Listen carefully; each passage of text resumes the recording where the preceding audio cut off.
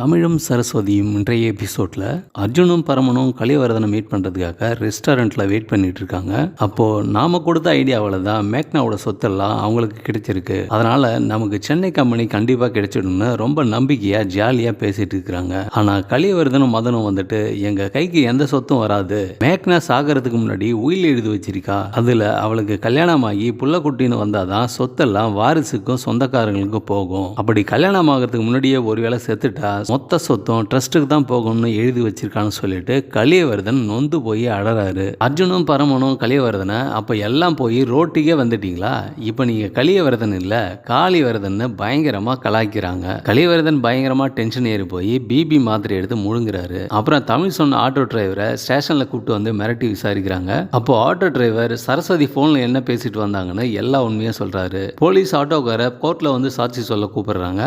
ஆனால் ஆட்டோக்காரர், நான் புள்ளக்குட்டிக்காரன், என்னால் கோர்ட்லாம் வந்து சாட்சி சொல்ல முடியாது, அப்புறம் கொலை பண்ணவங்க என்ன சும்மா விட மாட்டாங்களே, அதனால் என்னை விட்டுடுங்கன்றாரு. அப்புறம் தமிழ் அந்த ஆட்டோக்காரர்கிட்ட ரொம்ப ஃபீல் பண்ணி செய்யாத தப்புக்கு ஒரு கர்ப்பிணி ஜெயிலில் இருக்கிறது எவ்வளோ பெரிய பாவம்னு எடுத்து சொல்லி புரிய வைக்கிறாரு. அதுக்கப்புறம் ஆட்டோ டிரைவர் தமிழ் சொன்னதை புரிஞ்சு சாட்சி சொல்ல சம்மதிக்கிறாரு.